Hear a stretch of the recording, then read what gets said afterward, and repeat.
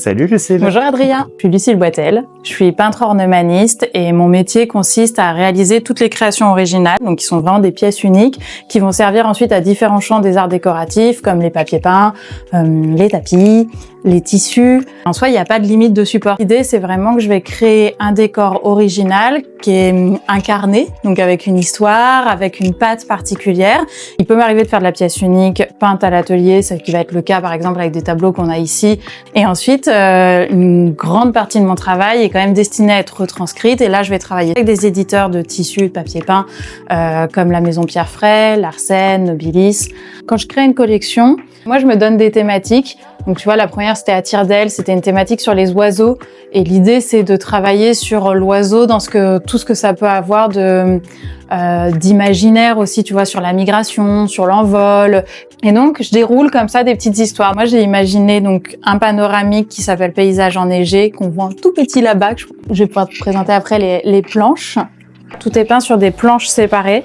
Et après, c'est remonté. Évidemment, le fond lui-même est peint séparément.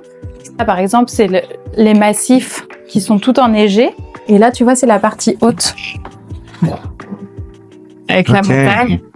C'est vraiment issu du cinéma d'animation comme manière de, tu vois, de découper le paysage. Très storyboard.